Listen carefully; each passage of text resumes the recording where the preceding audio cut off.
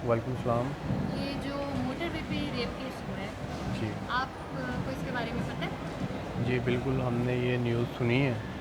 تو وہ جتنی نیوز چل رہی ہیں تقریباً 4-5 دن سے، ہوں، تو بہت افسوسناک خبر ہے، ایسا نہیں ہونا چاہیے تھا۔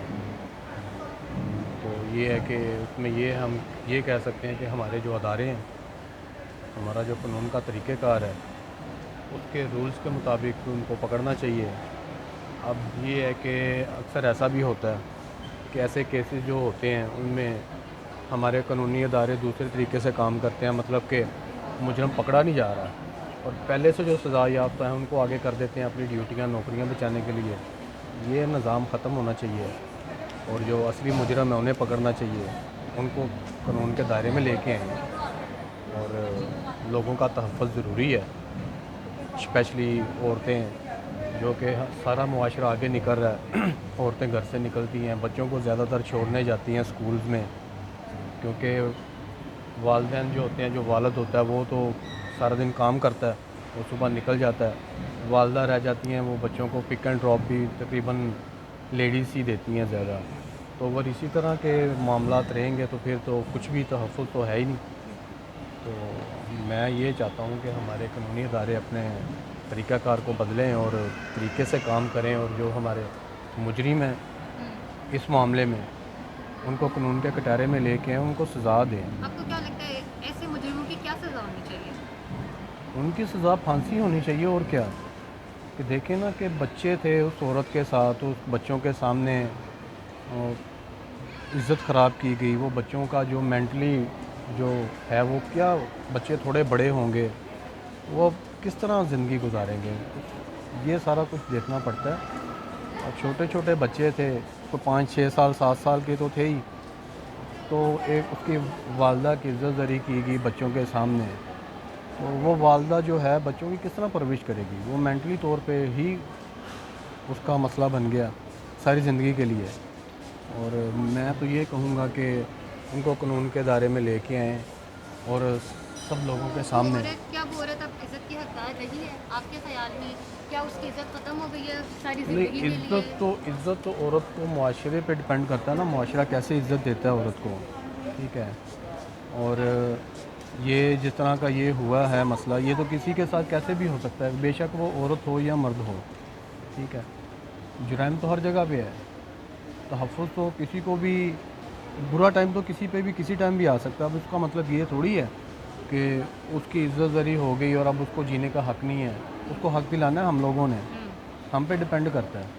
اس کو جب تک انصاف نہیں ملے گا تو وہ کیسے اس کو آگے، یعنی کہ اس کو کیسے موقع ملے گا کہ میں نے آگے کیسے نکلنا ہے۔ اس سے پہلے بھی 1-2 کیس ایسے تھے، اس میں بھی میرا خیال ہے 2-4 دن 5 دن گزرنے کے بعد ایک نیا کیس آ جاتا ہے، وہ دب کے رہ جاتا ہے۔ اس طرح نہیں ہونا چاہیے، اس کو وائنڈ اپ کرنا چاہیے اور ان مجرموں کو تک پہنچنا چاہیے۔ ہمارے ادارے اتنے بھی کمزور نہیں ہیں کہ نہ پہنچ سکیں، لیکن یہ ہے کہ پردہ پوشی نہیں کرنی چاہیے۔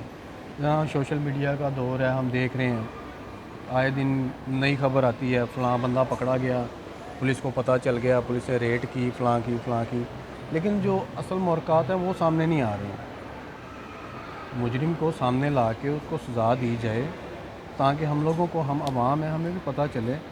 میں لڑکا ہوں، کل کو خدا نہ خواستہ کوئی ایسا مسئلہ ہو، مجھے بھی پتہ ہو کہ یہ غلط ہے، اگر میں نے ایسا کیا تو مجھے یہ سزا ملنی ہے، اس سے مجھے نصیحت حاصل ہو۔